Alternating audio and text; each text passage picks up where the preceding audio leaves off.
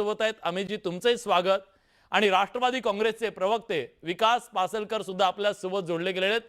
विकासजी, तुमचं सुद्धा स्वागत आहे. अर्थात चर्चेची सुरुवात मला तुमच्यापासूनच करायची आहे. खरं तर ज्या पद्धतीनं तुम्ही विश्वास दाखवलेला आहे या सगळ्या टोळ्यांच्या कुटुंबांवरती, काहीतरी निकष नक्की असणार तुमचा. काय निकष आहेत बरं पुणेकरांच्या सुसंस्कृत पुण्यामध्ये उमेदवारी देत असताना? काय तुम्ही निकष लावले महाराष्ट्राला सांगा, जेणेकरून इतर ठिकाणी सुद्धा जे गुंड आहेत ते आशेने बघतायत की काय करावं लागेल. विलासजी, हा, आपण ज्या पद्धतीने मांडणी करताय ते निश्चितरित्या गुंडांच्या पार्श्वभूमीवरती आपण मांडणी करताय, बरोबर आहे. परंतु एकूण पुणे शहरामध्ये आम्ही ज्या उमेदवाऱ्या दिलेल्या आहेत त्यामध्ये विचार करताना आमच्या पक्षाचे 2-2, 3-3 वेळा नगरसेवक असणारे कुटुंब आहेत. त्याच विशेषतः त्या कुटुंबामधील महिला सदस्यांना आम्ही संधी दिलेली आहे आणि त्यामुळे ते महिला सदस्य सध्या कुठे आहेत सर? प्लीज, मध्येच तोडतोय. ते फक्त सध्या कुठे आहे, त्यांचा मुक्काम ऍड्रेस काय त्यांचा? विलासजी, मला काय होतं, सलग एकतर बोलून द्या. तुम्ही मध्येच इंटरप्ट केलं तर मग मला पण बोलताना प्रॉब्लेम येतो.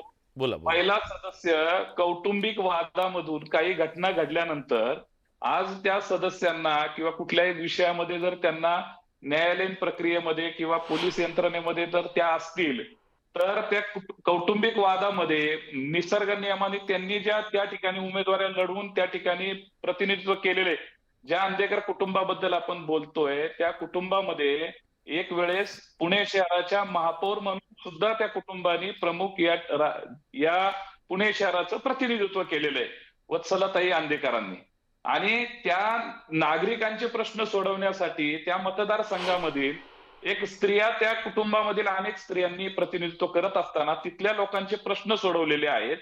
पुणे शहरामध्ये जर लोकांना वाटलं असतं की ते योग्य नाहीये तर लोकांनीच त्यांना नाकारलं असतं. लोकांचे प्रश्न काय असतात स्थानिक ठिकाणी, वॉटर, गटर, मीटर, रस्ते या संदर्भातले प्रश्न सोडवताना तिथल्या स्थानिक लोकांच्या प्रश्नाला योग्य तो न्याय देत असतील तर आमच्या पक्षाने पूर्वी सुद्धा हे मेंबर पुणे महानगरपालिकेचे सभासद असताना त्यांनी चांगलं काम केलेलं आहे. म्हणून पुन्हा संधी दिलेली आहे, महिलांना संधी दिलेली आहे.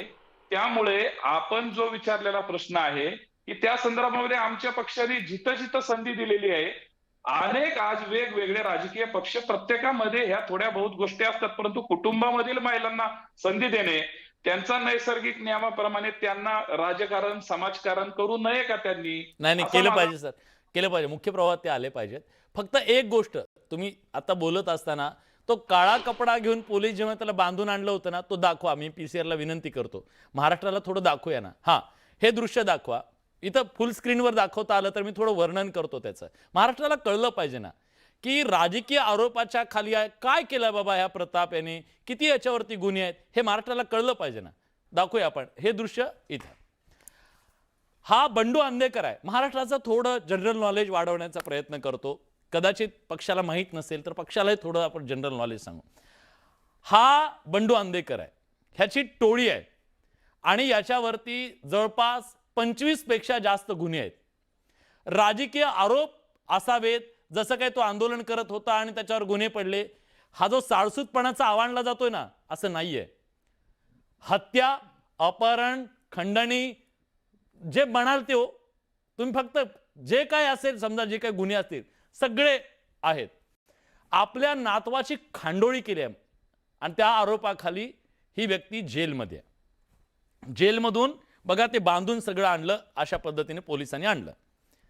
हा भाग झाला एक. दुसरा, ज्यांना उमेदवारी दिली ना त्यांचा आता पत्ता कुठे आहे माहिती आहे? जेलमध्ये.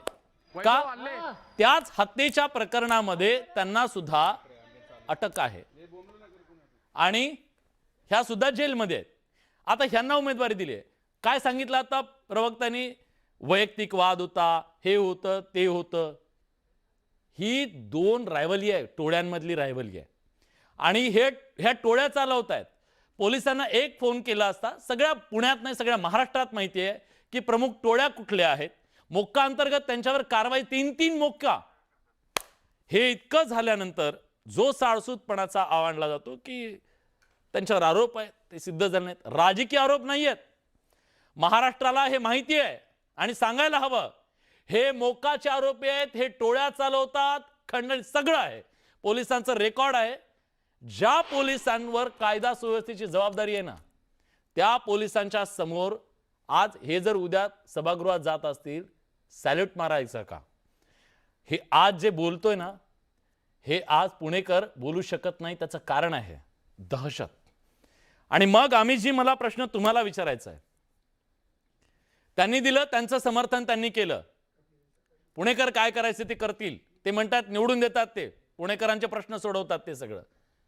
अमितजी, पार्टी विथ डिफरन्स, नैतिकता, सगळी मूल्य पाळणारे तुम्ही, एवढा मोठा पक्ष, का गुंडांच्या घरात तुम्हाला तिकीट द्यावी लागली? सांगा महाराष्ट्राला.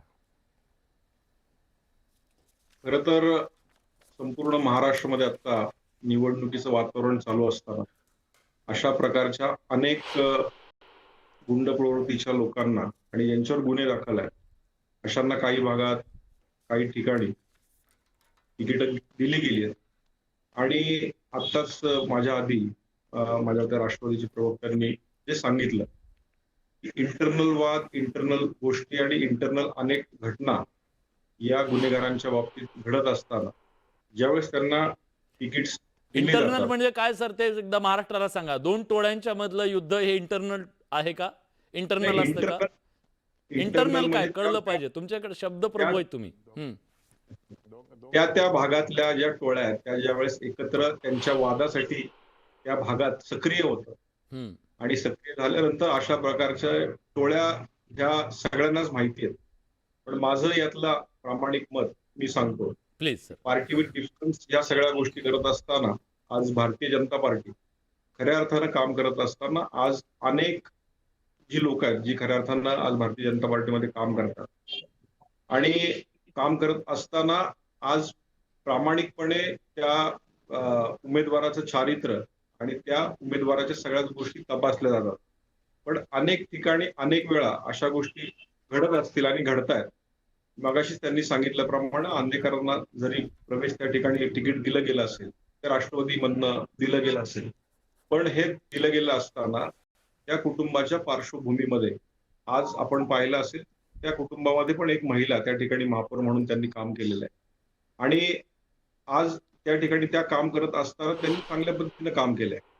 मग जेलमध्ये का गेल्यात आता? जेलमध्ये काय चांगलं काम केलं म्हणून? मी त्यांचं नाही सांगत आहे, त्यांच्या परिवारामध्ये असणारा आंदेकर परिवार आहे तोही राजकीय क्षेत्रातूनच या ठिकाणी आलेला आहे आणि म्हणून त्या परिवाराला कुठेतरी राजकीय पार्श्वभूमी आहे हेही बघितलं गेलं असतं.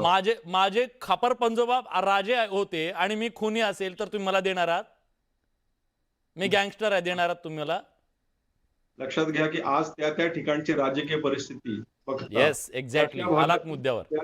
त्या भागातील राजकीय परिस्थिती त्या भागातील त्या माणसाचं बोलणं ह्या सगळ्या गोष्टी राजकारणात हेच पाहिजे होतं. अमितजी धन्यवाद, तुम्ही मान्य केलं त्याबद्दल. मी जातो आता. पीके जैन सर, निवडून येणं, चारित्र्य, वैचारिकता, नैतिकता, शिक्षण, निवडून येणं हाच एकमेव आजच्या राजकारणातला कॅलिबर त्याचं असणं हेच आहे का? का राजकीय नेते ह्या एका मुद्द्यामुळे शरण गेले का गुंडांना? विलासजी नमस्कार, धन्यवाद. आपल्या कार्यक्रमामध्ये फार रोचक कार्यक्रम आहे, फार रोचक मुद्दा आहे. जे मी बोलायचे होतं ते आपण सर्व बोलून चुकला आहात ऑलरेडी. प्रश्न असा आहे की हे जे या ठिकाणी जे प्रवक्ते बसलेले आहेत पक्षाचे, त्यांना त्यांचे पक्षांनी ज्या ज्या लोकांना तिकीट दिलेले आहेत त्यांना वाचवणे, त्यांचं समर्थन करणे त्यांना भागायचे आहे, त्यांच्याकडे पर्याय नाही. प्रश्न असा आहे की अशा प्रकारचे गुंड हे काय येऊन पुढे करणार आहे हे आपल्याकडून काही आपल्याला माहिती नाही असं नाहीये. बिहारमध्ये, युपी मध्ये, पंजाबमध्ये काय चाललेलं होतं आणि केवढ्या मोठ्या मुश्किलीने अशा टोळ्याचा नाश करण्यात आला, त्यांना नेस्तनाबूत करण्यात आला, हे सुद्धा आपण पाहिलेलं आहे. मुंबईच्या नंतर पुणे जे आहे हा एक मोठा ऑर्गनाइज्ड क्राईमच्या सेंटर झालेला आहे, बनत आहे असं मी म्हणत नाही, ऑलरेडी झालेला आहे. तिथले गुंड ऑलरेडी नॅशनल स्तरावर, इंटरनॅशनल स्तरावर तिथले गुंड समावेश झालेले आहेत. आता राजकीय पक्षांनी अशा लोकांना, हा आपण आता बघितला तो काळा तोंड झाकलेला माणूस जो होता तो कशा वीज दाखवून आपल्याला लोकांना बाय बाय करत होता.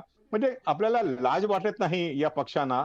एनसीपीच्या बद्दल तर मी आपल्याला नक्की सांगू शकतो की जेव्हा एकत्र होते तेव्हा सुद्धा त्यांनी उल्हासनगरमध्ये, वसई विरारमध्ये कोणासोबत त्यांनी गठबंधन केला, कोणाला सोबत आणला, किती गुंडांना पाठिंबा दिला, तिकीट दिले हे आपल्याला माहिती आहे. परंपरागत. आता वेगळे झाल्यानंतर सुद्धा तीच परिस्थिती आहे. परिस्थिती कुठे बदललेली नाही. आता फक्त हेच एक त्याचा एकमेव हेतू आहे की कुठल्याही परिस्थितीमध्ये भीती दाखवून लोकांना दडपावून आपला उमेदवार निवडून आणला पाहिजे, हीच एक त्याची मंशा आहे. आणि म्हणून अशा गुंडांना तिकीट दिलेली आहे.